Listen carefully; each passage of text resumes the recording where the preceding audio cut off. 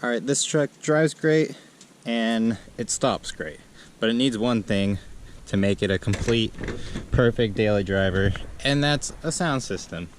Or at least the minimum, a radio that works. So this is the factory AM FM radio. It's the Delco one, and the knobs all move. I was able to free up the AM to FM selector. It's a little sticky, but the knobs all move. Everything seems functional. The presets are kind of not doing their thing, but whatever. But there's no sound.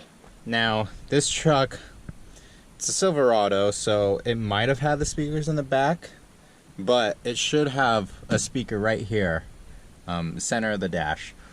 So let's figure out how to get that out. I really hope I don't have to pull the whole dash pad out, but whatever it takes.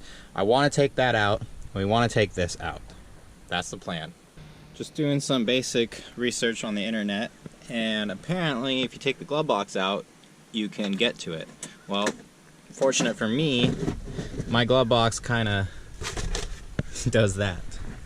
So now this is an AC truck, so I have all the AC stuff in the way, but in theory, if I remove this AC vent hose thing, the bolts for the center dash radio should be right under here. Alright, so discovered my dash cap here is glued in, not just bolted, it's glued in. So gonna stick with the plan of going from underneath. Took out this HVAC box. I guess this is all just the AC ducting. Now there's another one under for the leg of the driver, just one Phillips head that came out, so now I have this big piece that I can wiggle out of place. And then there's one more box in the center that I need to remove. So just gotta make my way there. I'm trying to be careful about these hoses, these ducts. As you can see, this one started to rip already.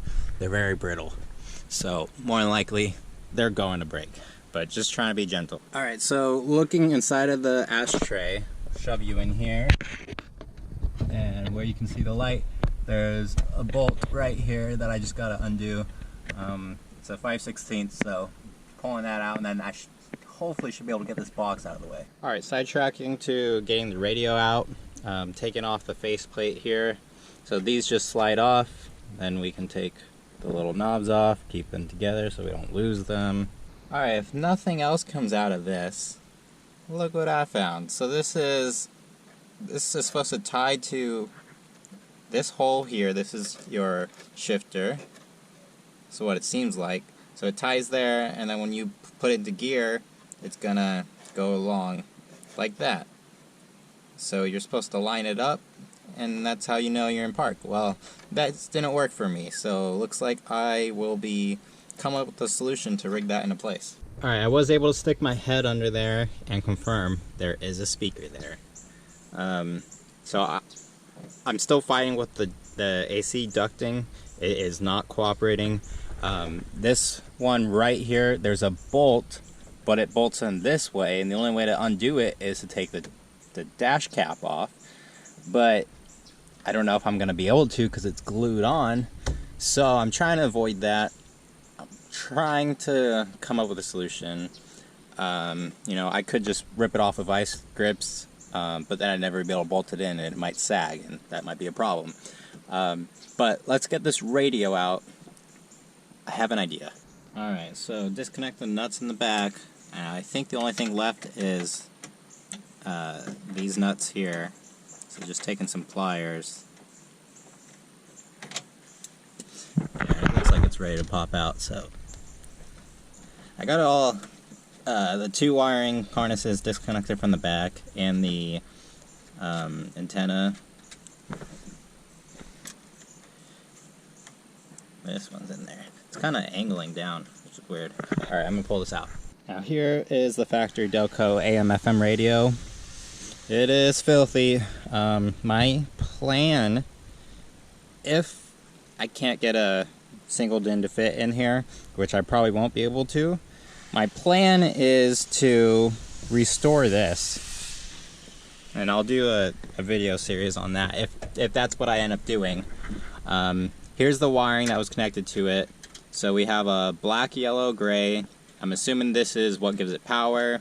One of these is probably key on, one is constant, and then just green and black. So I know this only had one speaker in it. This is probably the speaker wire, but I can confirm. Now the factory speaker in here, I believe, was 10 ohms. Modern day speakers are about 4 to 6, sometimes 8. So warning on this factory radio, do not operate without 8 to 10 ohm speaker. And I actually read you're not supposed to operate this at all without any speaker connected. Just because the way it is, you know, ohms, that's resistance. Lower resistance means higher current. No resistance means infinite current, you're gonna blow it up. These speakers these radios just weren't designed how modern day ones are. So pretty interesting, but because we have a 10 ohm center dash speaker, I have a couple other head units that I can plug in here, and I can plug it in, wire it up, test out, see if the speaker even works. Now, a modern day speaker will work with a 8 to 10 ohm speaker. It might be a little bit quieter, the sound might be a little bit off, and, you know, but modern day radios also have that built into their design. So all we could do is hook it up, plug it in, see what happens. Alright, I'm back probing the black wire and the yellow wire, and now I turn the key to the on position and I have 12 volts. So I did probe the gray wire as well, and I wasn't getting nothing no matter where the key is. And turns out the gray wire on the wiring diagram says it's for the dash lights or something like that. So either way, not important here. And then this is definitely for the center speaker. So let's wire it up. I believe I could do this with just this. I won't have to add another wire, but hey, we'll see. Alright, I jumped the constant and ignition source wire, so they should both be getting power now. We do have power.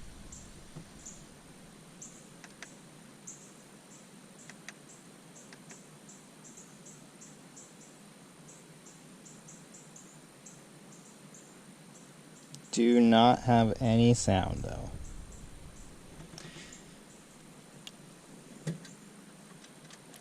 Which I figured because I ohmed out the speaker and got infinite resistance.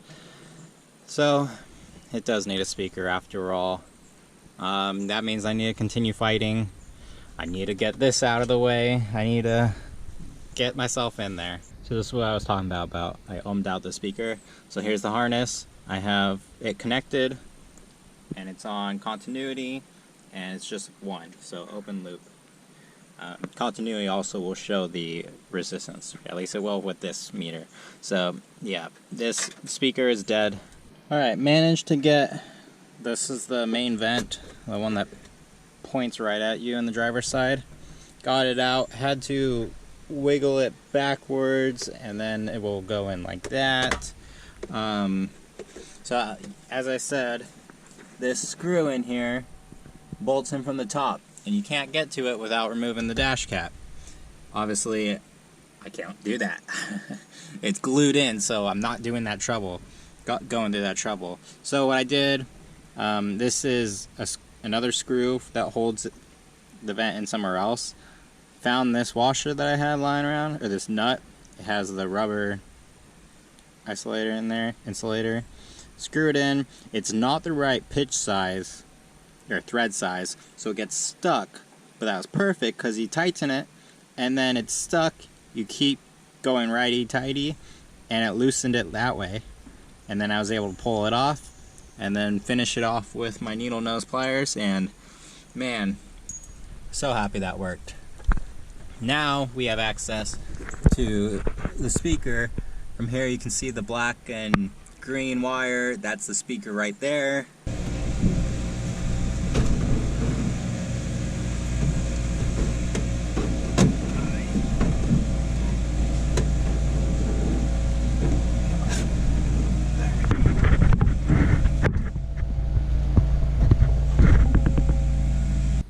as you see, I took the dash cap off. Wasn't glued in. I think what I saw was like the topper was glued onto the original dash. So yeah, so it really wasn't all that bad to pull the dash cap off. And honestly, if I would have known it would have been that easy, I would have just done that from the beginning. So there was like 4 screws here, and then the whole bezel thing was holding it on as well, and that was it. And then it doesn't just lift off, you have to slide it straight out and then it comes out. Perfect. So the reason I had to do this was because the speaker is bolted in from the top. I think it's 76, or maybe 74 was the last year where they had the bracket from the bottom. But either way, 75 bolted in from the top. That was not what I was expecting, but hey, I guess this is what you had to do. I removed all the AC ducting for just about no reason. I mean, it definitely, the lower parts need to be removed to get to the AC, otherwise, or the radio. Otherwise, I never would have been able to get that. But with it out of the way, you know, I have easy access. So, since I have to put a speaker in here anyways, now I have the room to customize and get exactly what I want in here. If I want to put a speaker here and a speaker there, it's possible now. I don't think I will. I think I'm going to do just the center dash, but yeah, let me get this out. So here's the speaker.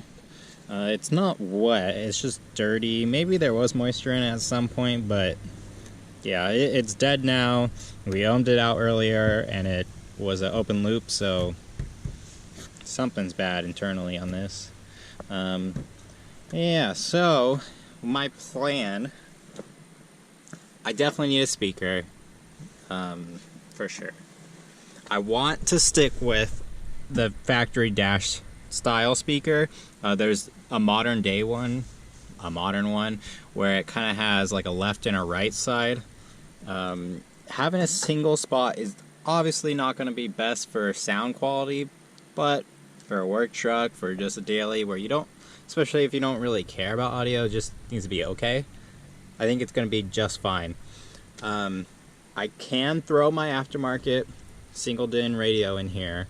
However, to fit it, you're going to have to cut out this, which I'm not really a fan of cutting up metal on cars, especially if it's something that you're going to see, where if you cut this up, you're never going to be able to put a factory style radio back into this truck.